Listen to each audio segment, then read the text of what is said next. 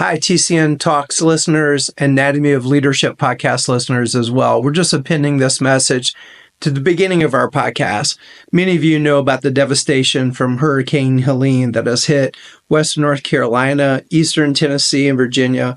We've got many of the hospices that we work with, three of the most impacted hospices, Four Seasons, Amorum, and CCWNC Compassionate Care Western North Carolina. We're going to include links of how you can support those hospices. I want to thank you. The overwhelming response already has been incredible. We've even had other hospices get together and actually create a huge shipment of medical supplies and supplies for staff and the patients and families we serve. So just want to say thank you. Just want to keep it in front of you guys. The road to recovery is going to be years. This is one of the most devastating events I know I've ever seen in my life, and I've grown up in Louisiana, lived in Florida with my wife, and I've just never seen the level of destruction. So we appreciate your support. We ask that you continue to keep us in your thoughts and prayers because this is going to be a long road to recovery. There are a lot of other great organizations that you can support as well that are helping just the community. People like Samaritan's Purse, Operation Hilo, the Cajun Navy. Those are incredible organizations that we can tell you are doing a great job on the ground helping people. Again, this challenge has been unprecedented. It's really taken an all hands on deck approach.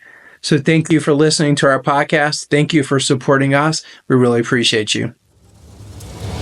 Everything rises and falls on leadership. The ability to lead well is fueled by living your cause and purpose. This podcast will equip you with the tools to do just that. Live and lead with cause and purpose. And now, author of the book, The Anatomy of Leadership, and our host, Chris Como. Hello and welcome to the Anatomy of Leadership. Our guest today is Mike Harbour. He is the president of Harbour Resources. It's good to have you, Mike. Chris, fantastic to talk with you. You know, well, you and I don't know, it's been maybe a couple months ago. We interviewed on my podcast, became fast friends, even though that was really the first time we'd ever talked. And so I've been looking forward to this conversation today. Thanks for having me as a guest. You bet. Before we were done with that podcast, I'm like, I'm having you on my podcast. So it just took us a bit to get it scheduled. Well, Mike, I want to read a little bit from your bio, and then I want you to kind of hold forth a little bit. So Mike's a veteran. He served as both an enlisted soldier and in the Medical Service Corps in the U.S. Army. First, Mike, thank you for your service. Really appreciate you. Thank you. Mike has authored 3 books, Power Principles, Quit Losing Talent, which actually I have and been actually reading recently, and then also Quit Losing Talent, the expanded edition, and he co-authored Breaking Average. Mike's a former John Maxwell team faculty member. It's another place Mike and I connected pretty quickly. He's a former cheerleader for the John Maxwell Leadership Award, and he's the former co-host of the Maxwell Leadership Podcast. Mike currently hosts and publishes the Lead Up Podcast, which has over 380 episodes and counting. In his work as a coach and leadership advisor, Mike has created the Quit Losing Talent cultural framework and the 4 corner post coaching and performance model, and he has coached and trained thousands of leaders to be more effective leaders and coaches of their teams. And in his work, he's personally interviewed over 20,000 leaders. That gives him incredible cred whenever he talks and holds forth about leadership. And I saw that very quickly in our podcast together. So 20,000 leaders, employees, and understands deeply the skills and mindsets needed to be a great leader, a coach, and a performer in work and life. Mike's focus and his company's mission is to deliver excellence in leadership and personal development solutions to help you lead others, lead yourself, hire A players for your teams, and develop them to be high performers. So, Mike, what did I leave out that you want the audience to know about you? You covered it all. It's never fun. I don't know if you're like this, Chris. It's never really fun to hear your bio, when somebody else shares it. When you write it up, I need to add this. And then when you hear it, it's like, man, that sounds so arrogant or I'm always, my mindset's always kind of been let my work do the talking, right? Or let my play do the talking. But that kind of covers it. I've been blessed to be able to do what I do. I served with some great people in the military. That's where I really started my growth journey and my leadership journey. I had some great leaders to kind of push me along the way. And then, my first job when I got out of the Army was working for a headhunting firm, recruiting leaders. That's where I really started that interview process, right? And I've been blessed for the last 25 plus years now to be able to do what I do and develop myself, my skills, and my ability to develop others as well. So thank you for that intro. No, that's awesome, Mike. And actually, you're just such a humble guy, which is what I love about you. And I think the greatest leaders do carry a spirit of humility. I'll pay forward something to you. And another great connection point for you and I was Quint Studer. One time I heard Quint say this, and it stuck in my brain. He said, when a physician walks in a room and he tells you he's double board certified and basically kind of tells you his resume, it's not about him bragging. It's about him establishing trust, like, okay, I'm in good hands. And I never forgot that. So when I kind of think about kind of sharing some things, I always try to carry that spirit. And you just have a beautiful spirit of humility about you. Yeah, thank you. It's it's a developed humility, right? I think, when we're going to talk about self-mastery today, I think that idea of self-mastery has helped me get to that level of humility where maybe before I was trying to be humble, but it was more of a lack of maybe self-worth or self-belief, and so it came across more as a false humility. So those are certainly a developed skill and competency, if you will, that I've been able to hone over the years. That's going to be a perfect segue. Before we jump in, I've asked all of our guests this now. I actually missed 2 shows. It started in the very beginning, and it was almost a whim. Hey, what's your superpower? And then I left it off in a couple of shows, and then our listeners actually like, hey, you need to keep asking that. And I have, and it has been such a gift to me, and I feel like it's been a gift to our guests. So Mike, what is your superpower? I love that question. And when you think about all of the things, when I really boil it down to, I think, what makes me who I am and what's gotten me to where I'm at today, I could give a lot of different answers, but the one superpower I think I have, that when I look around the world that others maybe struggle with at times, is perseverance. I have this ability to, even though I have, I go through little bouts of self-doubt or maybe a little depression because things aren't working out the way that I wanted them to work out, or my business is not going the right direction, or a conversation I'm having with someone, or I can speak into a lot of different things, but the one superpower I have is the ability to pick myself back up and get going again, right? And I think that was developed early in my life, Chris. I grew up in a very violent, dysfunctional, abusive home.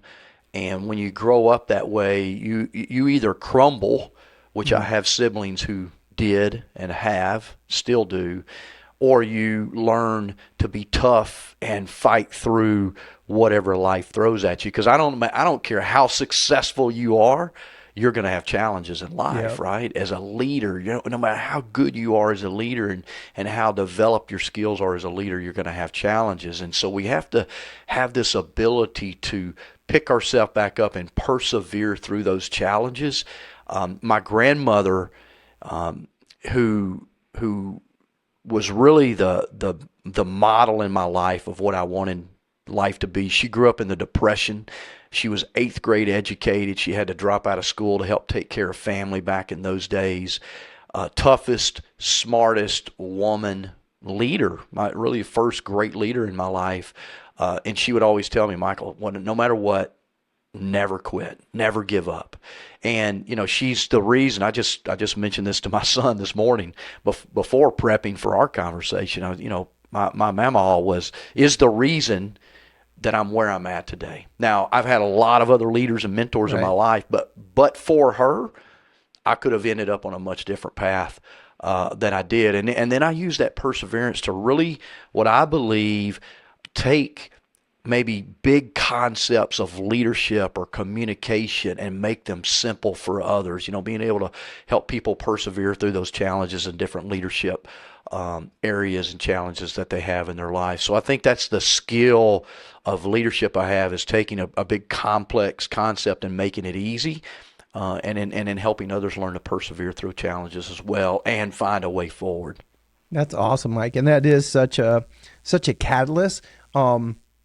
My girls were rewatching the first Captain America the other night, and I was just kind of sitting there with them, just a good opportunity to hang out with them. And I don't know if you've seen it. People always go, do you not watch a movie and pull out a leadership lesson? I'm like, I can't help myself. They're just all over you when you start looking for them.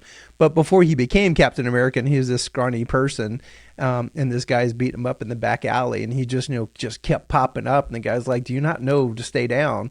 And then, of course, he carries a spirit of that throughout the whole Avengers episode. And his spirit of perseverance obviously leads this amazing kind of superhero team. Obviously, it's a movie, but yet I think that is a beautiful illustration of what you're poking on, that sometimes a person of perseverance creates such an ecosystem, or almost like an inertia. And then other people's gifts can come to the forefront because that one person gifts back up and says, we can do this. So kudos to you. I love that. Yeah, thank you. Well, so Mike, you know already that I'm using my book, The Anatomy of Leadership, a meta framework. You probably remember I'm a CPA. And so, accountants by nature kind of organize stuff. And I've always been, like you, a student of leadership. We have so many common mentors, Quint Studer, John Maxwell. But if you Google the word, you get 6 billion hits. And so how do you kind of make sense of that body of knowledge? So I really wrote the book of like a table of contents on what is leadership. There's so many angles I could have gone with you, but I thought, my very first chapter is about self-mastery. And when we did our podcast together, I basically said, look, I definitely want to talk to you about self-mastery. So before, to kind of set the table on that, before we jump in, given your extensive work, and again, I said, if you Google the word leadership, you get 6 billion hits. I'm curious, how do you define the word leadership? Yeah, I love that question because to your point, there are so many different ideas or definitions of leadership. John Maxwell has his, Quint Studer has his. Everybody's got their own definition, right?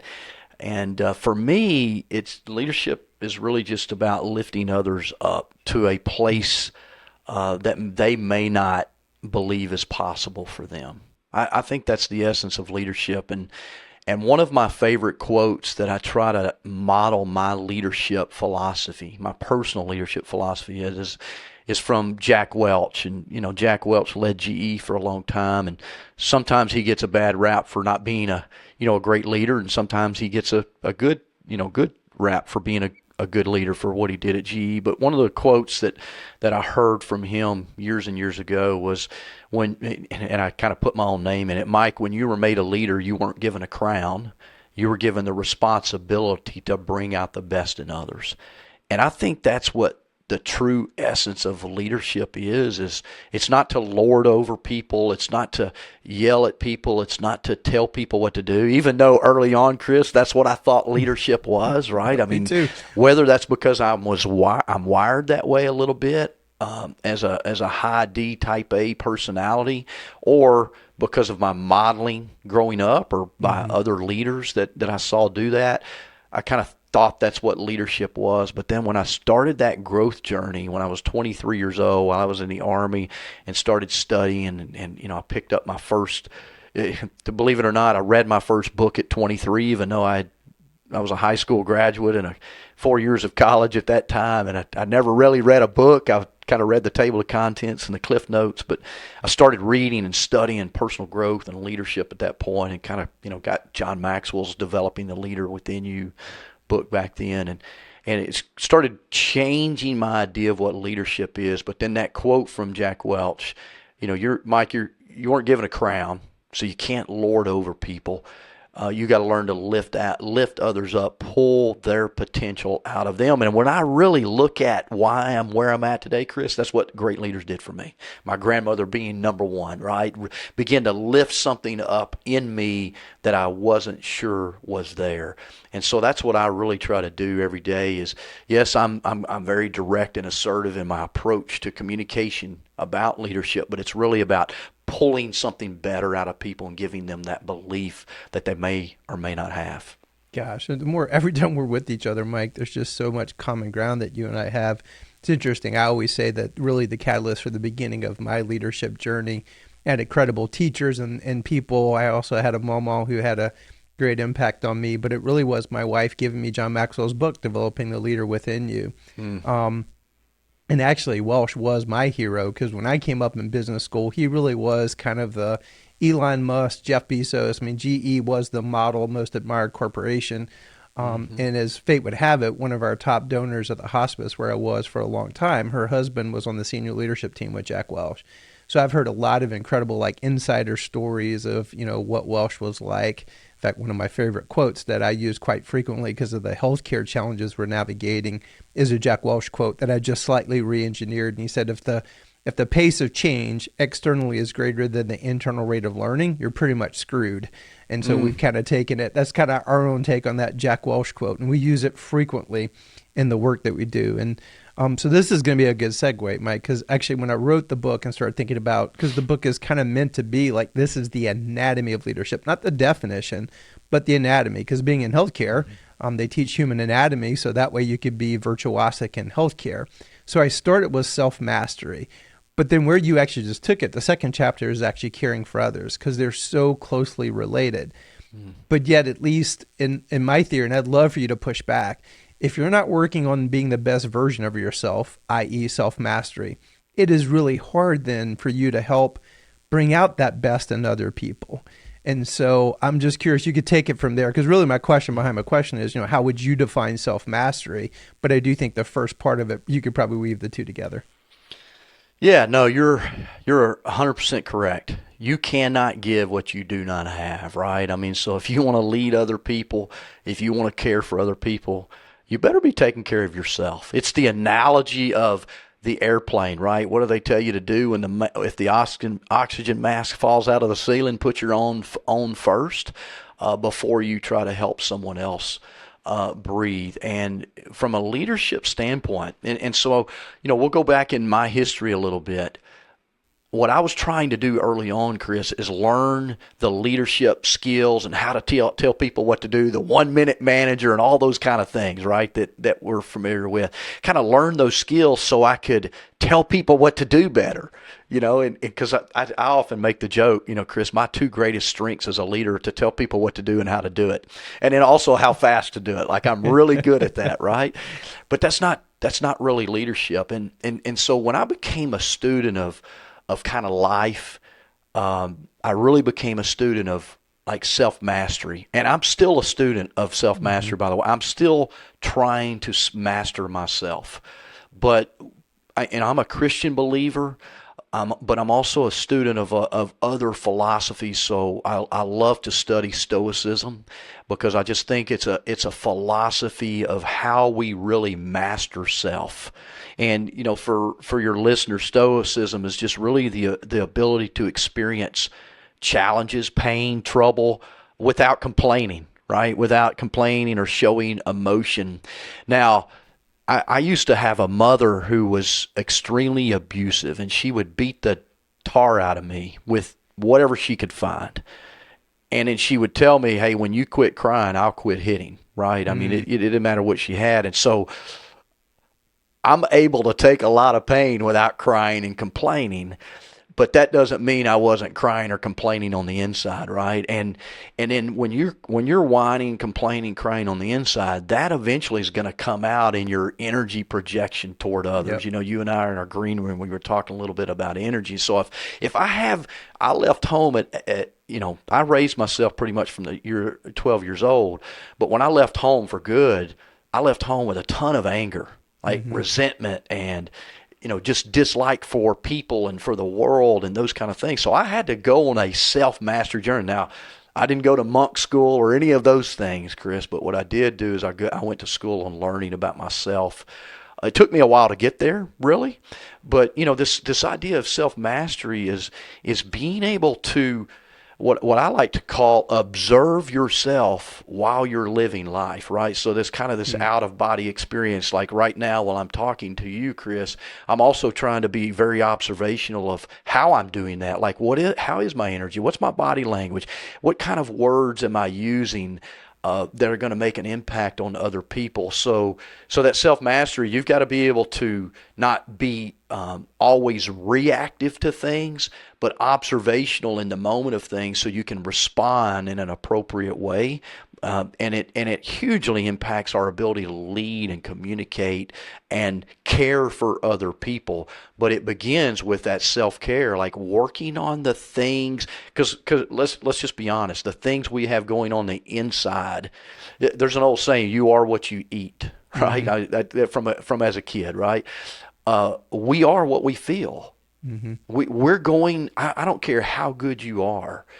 When you go lead other people, what you're feeling on the inside, if you haven't dealt with that and learned to kind of shelve that in a moment, that's really kind of what this idea of stoicism is. I may be angry, but I need to shelve that in a moment before I go lead other people. So how am I going to deal with that emotion before I just step in and be reactive to my people? Can I do that? Absolutely, Chris. I'm really good at coming in angry and mad and yelling and screaming and getting people to do stuff, but it's only in that moment. They're not going to do it when I'm outside the room. And, one of the things I always say about leadership is leadership's not what happens when you're present. It's what happens when you're gone, right? Like, can you leave the room? Can you take a 5-week sabbatical and people still get stuff done in a values-based way? That's what the essence of true leadership is. If I'm really a good leader and I've lifted other people up and I've created value in their life, everything I need them to do while I'm on a 5-week sabbatical is going to happen in an appropriate way, right? If I'm not able to leave, then I'm simply a manager. If I've got to be there to make them do it, I'm simply a manager in doing that. And again, all of that takes the ability to master self, for sure. Boy, there's so much in there and so much good stuff in there. First, Mike, kudos to you, because I've heard people, we are a product of the early part of our life, and what we do with that will shape and mold the rest of our life. And at some level, that work that you did, and it sounds like you had one hell of a journey earlier part of your life, and it sounds like you've done some incredible work, and it shows up in who you are. Like, I've heard people talk about that. People can use words, but you can still see that internal hurt, pain, energy. And so it's obvious you've done some work in that area, especially considering, it sounds like trauma. There's no other word. You went through some pretty tough trauma. Now, it's interesting you took it to the Stoics. And so I'm going to say something. I didn't talk about this, so you push back if you disagree. And I love Stoicism as well. Love Seneca. I'm trying to think of, is it Ryan Day? I think that's his name. He's modern day Stoic. Great stuff. And so you can certainly put it on that shelf in that moment. In fact, Dr. Thayer would call it decentering, what you're talking about, Mike. Recently, I think it was Shiraz who wrote Positive Intelligence. He said, go up on the balcony of your life, which I love. That's another framing of, if I can step outside of myself and observe, there's a good chance I kind of like, ooh, that's not showing up pretty well. I'm going to have to do something with that. Maybe I put it on the shelf right now, so that way I could perform and be the best version of myself for my team, my family, whatever. But you probably got to come back to that thing on your shelf. Would you agree with that? And then do some work, and perhaps sometimes that's where, having someone else, my faith has been a big part of my examining my own stuff and trying to become a better version of myself, whatever those wounds is kind of the language that I use. So what would you say to that? Yes, absolutely. Got to come back to it. I'm a great compartmentalizer. That's kind of what you're talking about, putting things up on the shelf, right? I'm great at compartmentalizing.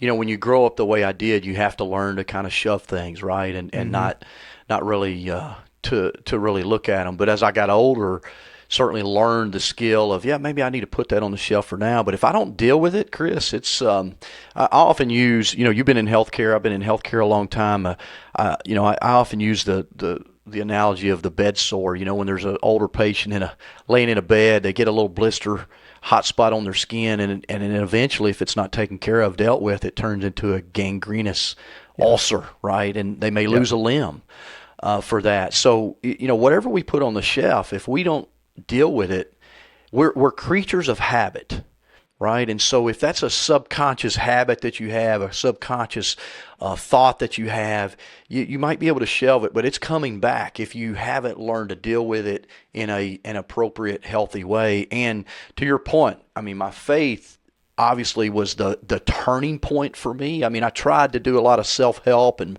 reading books and stuff like that, but it's when I really turned over to God a lot of the things in my life, and then started getting some counseling in the right way. For I did some counseling, but also coaches and mentors, and then I began to get. I easily talk about my past today. You can see how easy that is, but there were times in my life, like I was married to my wife for 15 years before she knew some things about my childhood. She didn't she knew I was an angry guy. I mean, we've been married 32 years now, this year, and the first 10 years were probably miserable for her, right? Because there was times I was angry. I didn't have control of that emotion, and when things didn't go my way, I might throw something. Never physically harming her, but certainly emotionally harming her, because I hadn't dealt with those things that I was trying to shove away onto the shelf.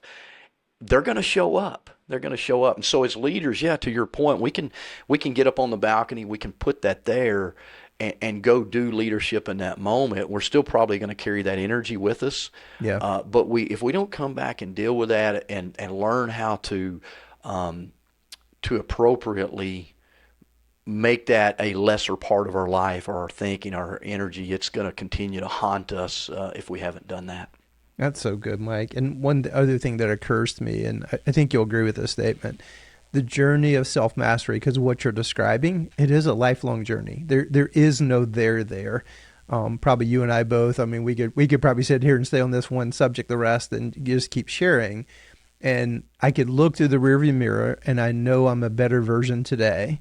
And I think it's Ed Milet on his podcast consistently says, I can't wait to meet my future self 10 years from now.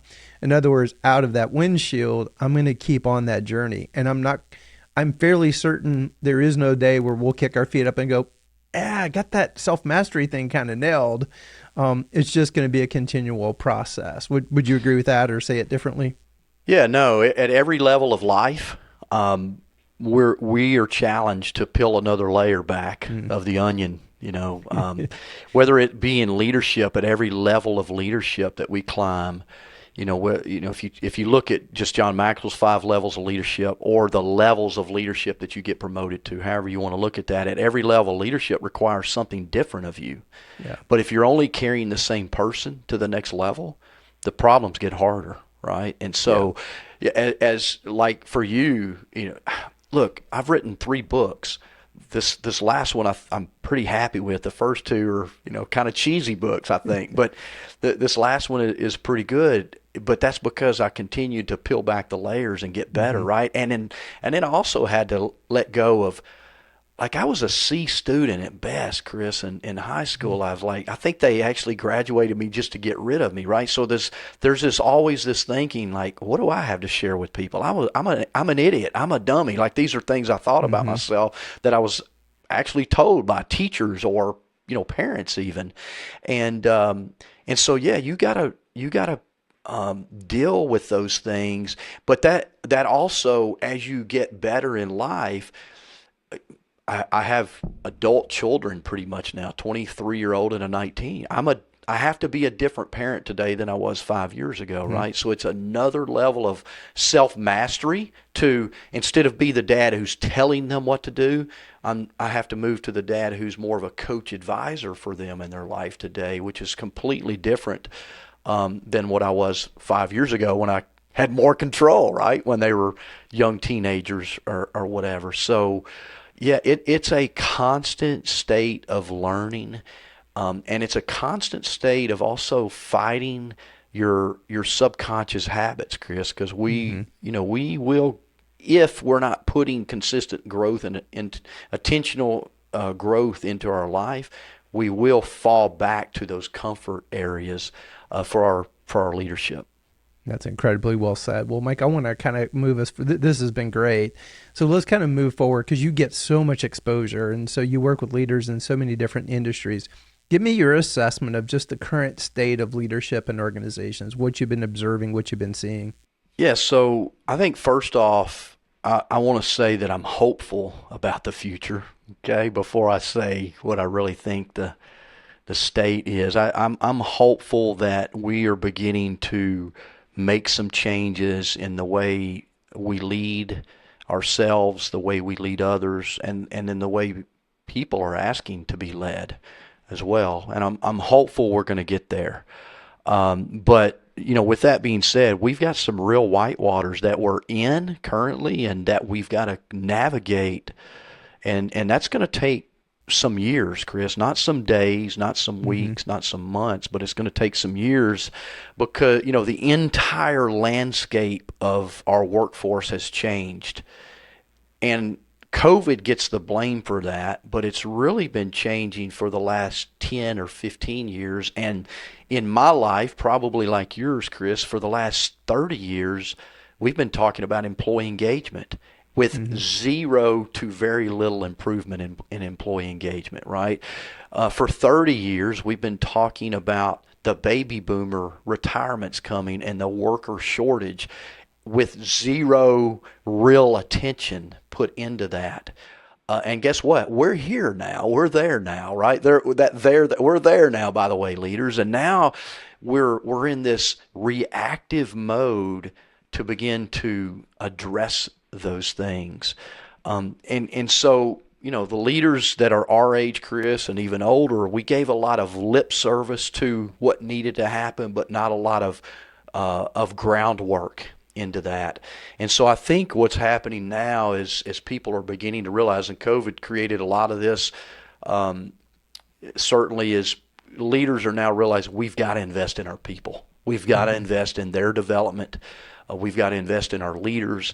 We've got to do things differently. We've got to quit just talking about valuing people. Now, unfortunately, there's a shift back to, bottom line profit. And look, I'm a capitalist. We have to make money, and we have to have a strong bottom line to be able to add value to our teams and those kind of things. But profits can't be our driving force to do good work and to value people. So, I think the state of where we're at today is not good. There are some white waters that we've got to traverse for the next few years. But if we do that and we put good systems and practices and growth and development in place, with doing the internal work that you and I were talking about previously, as leaders, every leader's got to step up and say, okay, I've got to do the internal work to become a better leader so I can lead people more effectively and add value to them. I think the future's bright if we'll do that. Something that occurs to me listening to you, Mike, and I love actually where we started this conversation. There's something about the time that we live. Maybe it's the technology age, and it's kind of like I actually had this kid that worked for me, definitely a millennial, and I'm not dissing on millennials, but kind of the quick kind of Google, like there was a complicated subject we were talking about, and he did a quick Google, and he's like, oh yeah, it's blah, blah, blah, blah. And it was a surface level understanding of the definition, not a deep understanding, which comes through experience. And I feel like we probably live at a time where maybe, there's a plethora of leadership materials out there. So instead of an in-depth understanding and in-depth work, it's like surface level tactical things. Whereas if you don't do the deep work, it's really hard to make major progress. And maybe that's why the symptoms are showing up. Certainly their macro industry changes. I think it's part of the time that we live. Cycles of things happen about every 100 years. We happen to live in one of those huge cycles. And so I don't know if you have any comments to that, but it just strikes me where we started the conversation is the true foundational work that then gives you the foundation to start to navigate these whitewater rapids you're alluding to. Yeah. Another one of my favorite quotes is by Eric Hoffer. He said, in times of change, learners inherit the earth, while the learned find themselves beautifully equipped to deal with a world that no longer exists. Right. And what he's saying in that moment is if we're not in a state of constant learning, and by learning, I don't mean Googling and doing a 5-minute, that's the definition, I can do that. By learning, I mean what you said, the deep work. There's a great book by Cal Newport titled Deep Work. And maybe some of your listeners will go read that book and understand what really doing deep work is to really get better. But here's what I can tell you. I like to use my own life as an example.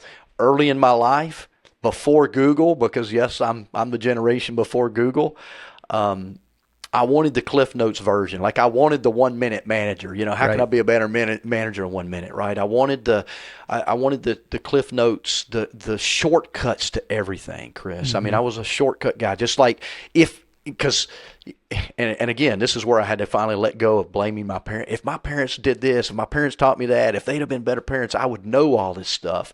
And so I always felt like I was behind, and I was looking for the shortest way to get to where I wanted to go, whether it be rich or famous or a better leader or better, whatever it was, right? Just apply that to everything. Eventually, I had to learn there are no shortcuts.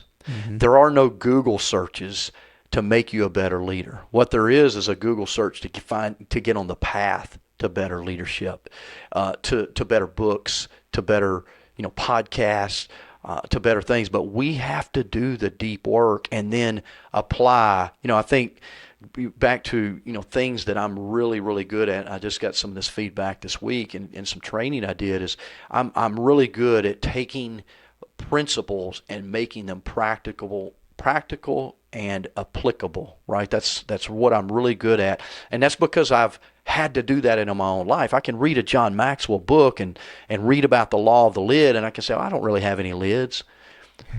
But then when I really dig deeper and go, at what, like, am I on a Likert scale, am I 0 to 10? Am I a 10 on that? No. Okay, what do I got to do to go from a 7 to an 8? Or an 8 to an 8.5.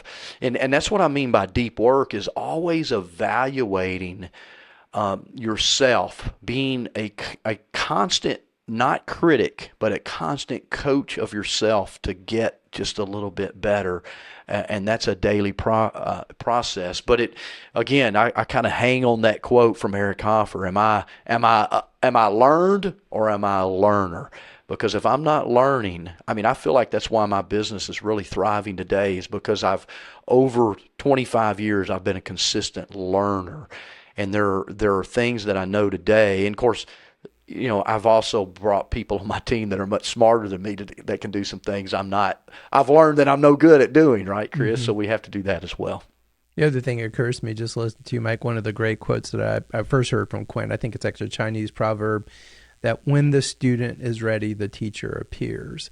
And even like in your own personal journey, that again, you're just so gracious in sharing that. I imagine, and lately my morning meditation prayer time, I tend to I'm holding my hands this way, like trying to be open to whatever I need to be open to at the time. And it's like that spirit of, and being a true student, not a Google student, but a true student, that I want to do that deep work. And until you find yourself in that space, as opposed to, and the way Dr. Thayer said, what I'm trying to say is, it's the knowing mode versus the learning mode.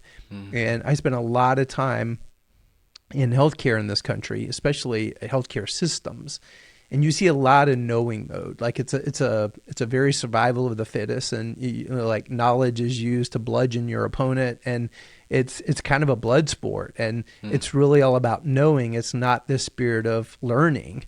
And especially times of great change, it feels like that spirit of learning is just so critical. So I don't know if you want to make a comment to that, but yeah, look, no, you're absolutely right. We have to shift from I need to know everything. That was the model of leadership, right? Maybe when you were coming up, I actually wouldn't invite feedback because I was afraid to admit I didn't know. Mm-hmm. And I would portray that I knew what I didn't really know, which is really fake leadership. That's faking it until you lose, right? Not faking it until you make it. And really the great leaders are willing to ask questions, be mentored, be coached, and learn the things from other people. And that's, if you want to know this, that's the Cliff Notes version, right? That's really, asking people, being in that state of learning. And one of the things I talk about a lot, Chris, is we have to learn to remove competitiveness from our life and move into a mindset of collaboration. And unfortunately, our workplace drives competitiveness between employees. Just look at the whole employee evaluation process. It's comparing one employee to another, and you get a 7, this person got an 8, they're going to get a higher raise than the other. It's so dysfunctional the way we evaluate performance of people. And then the other thing is most leaders won't do. They don't understand how to create consistency in their life and in their leadership systems and processes. That's my book, Quit Losing Talent, is a framework for leading people, for keeping people, for helping create value in the lives of people. But most leaders say, Mike, this is just too much work. Well, and my question is interviewing endlessly not too much work? Yeah. Trying to find the right people, having to counsel employees who don't follow your value, is that not too much work? And when you put it in that, well, yeah, it is. Okay, well, let's put some systems in place that are going to take you a time to implement and create consistency. But once you have them in place, you're going to create value in from your leadership into the lives of other people, and they'll begin to stay with you and work harder for you. But that takes learning, Chris. Yeah. It takes the willingness to not just look into this book and say, okay, what can I go do right now in 5 minutes that are really going to help me? No, it's what are you going to do over the next 5 years that are going to help you?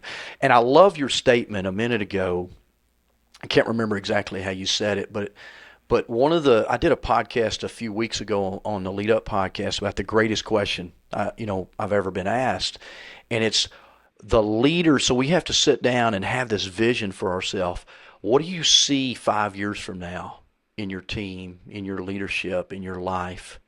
So you create that vision for that, and then the question is what is the person that is in that place have to do right now? What do I have to say? How do I need to behave? What are the thoughts I need to have? What's the mindset I need to create? What's the leadership philosophy that I need to follow in this moment to create that in the future? Whether that's at the end of the week, the end of the month, the end of the year, or 5 years from now. And probably all of the above. Yeah, I think it was that Ed Milet he constantly says, I can't wait to meet who I will be 10 years from now, that future version of myself. And I love that. I keep that kind of continually. Well, let me land it this way, Mike. It almost feels antithetical to what you said, but I think this has been such a great conversation. But I think people are, okay, so give me some practical tips. So what would be practical tips for folks to improve their leadership, especially their self-mastery journey? I think, first of all, we have to admit, if you go back to the 12 steps of recovery for an alcoholic, drug addict, or anything, step number one is to admit we have a problem, right? So I think, practically, we all have to admit we have a problem. Even the leader who thinks they're great, even the leader, it really bothers me when I hear leaders say, well, I'm just a born leader, or that person's a born leader, because it gives them the false sense that they're a great leader and they don't need to grow. Mm-hmm. And so I think the first thing we all have to do is admit we have a problem, admit we need to grow. It begins there, Chris, because if we don't do that, none of us will stick out. We won't persevere through the pains of growth. When I teach people how to have hard conversations, conversations that involve conflict, which 90% of leaders are terrible at, when I teach them how to do that, most of them won't do the process that I teach them because it's too painful, because they're going to step on their toes a few times. And I'm like, you got to get through that pain. It's like going to the gym. If you want to get stronger, you got to do the hard stuff for a little while to get through the soreness and the pain before you experience the results of that. So admitting that we have a problem and then committing to persevere through the pain. Okay, I think those are the first two steps. And maybe those don't really seem practical, but I think they're practical steps that we have to apply first. And then we have to invite others into our life.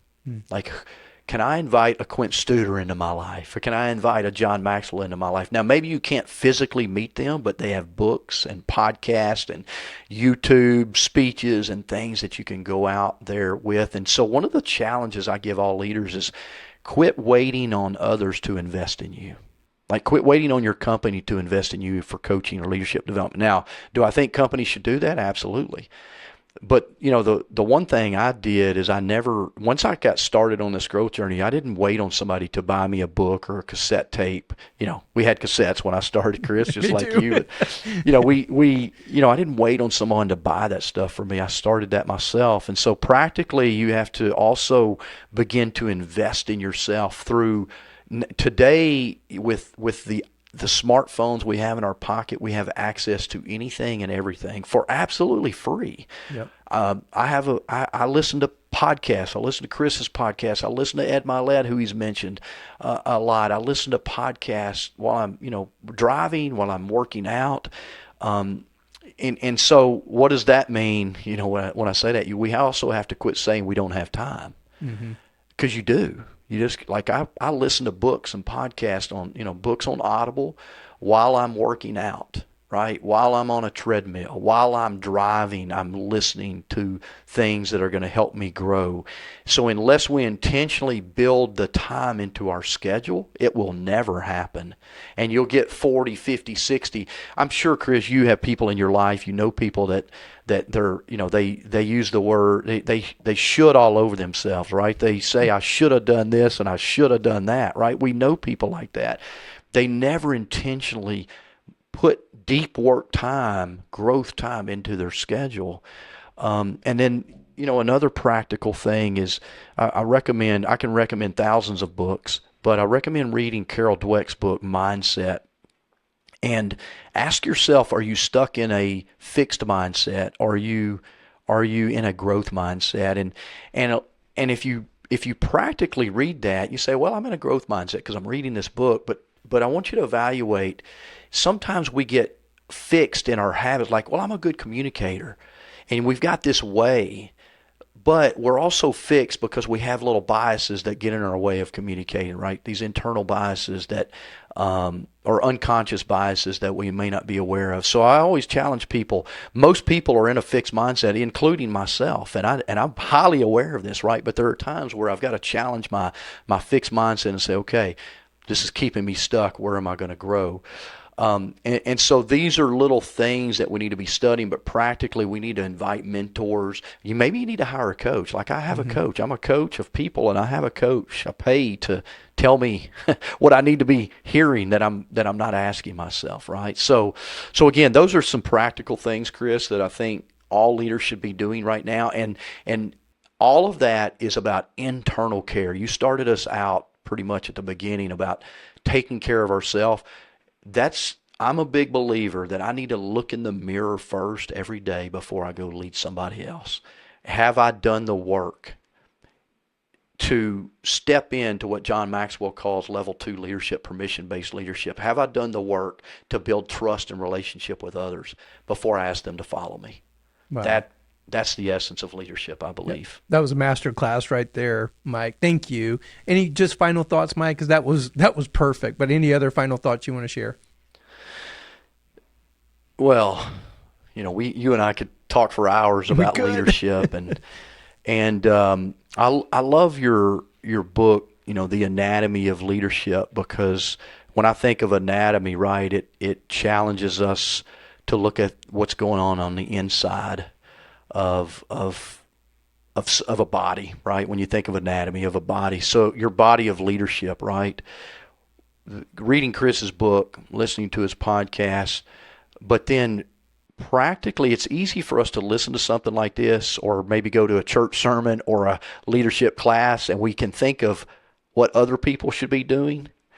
But I really challenge people to look at your own anatomy of leadership, like evaluate your own physiology, anatomy, mindset, and say, what do I need to do?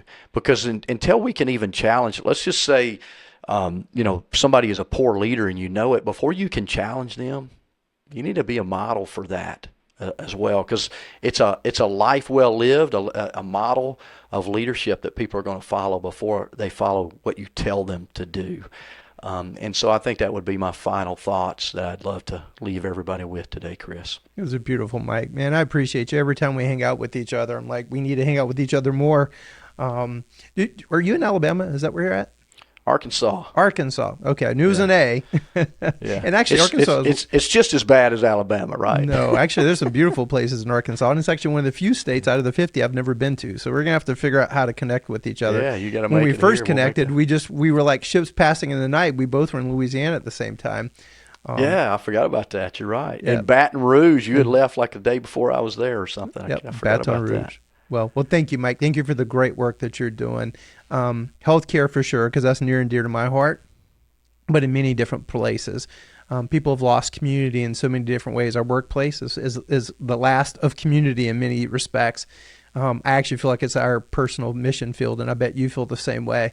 And so the more that we're helping people learn and grow in the workplace, I think it spills over and makes families better, makes communities better. And so thank you for being part of that great work. Thank you, Chris. I mean, you're giving voice to that as well.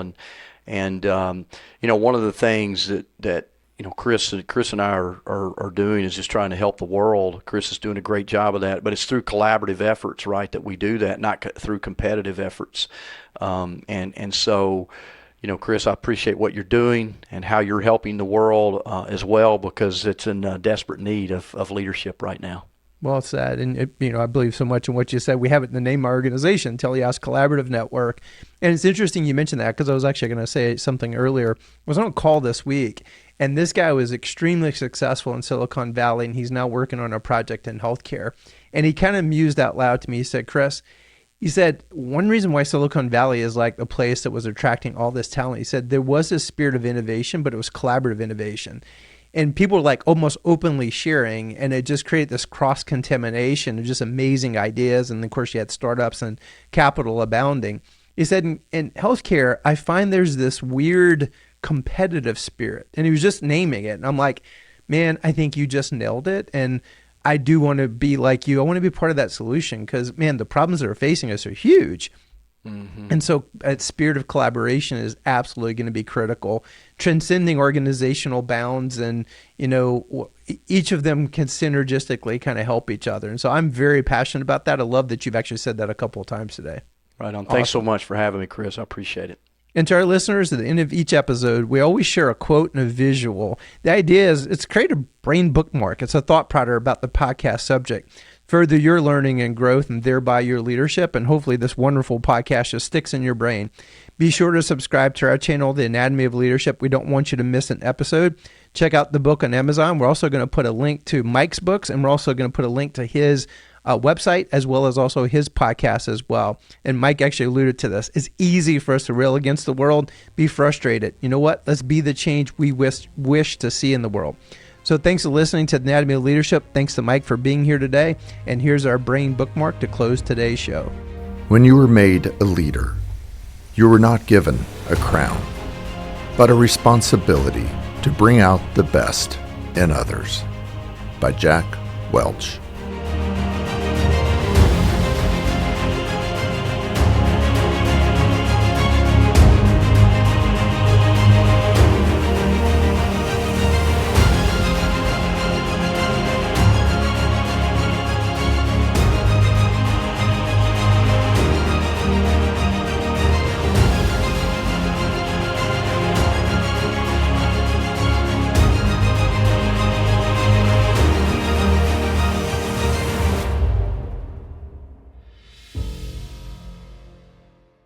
Thank you to our Anatomy of Leadership sponsor, Dragonfly Health. Dragonfly Health is also the title sponsor for April and November 2024 Leadership Immersion courses.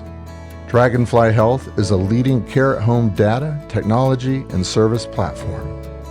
With a 20-year history, Dragonfly Health uses advanced technology and robust analytics to manage durable medical equipment and pharmaceutical services as part of a single efficient solution for caregivers, patients, and their families.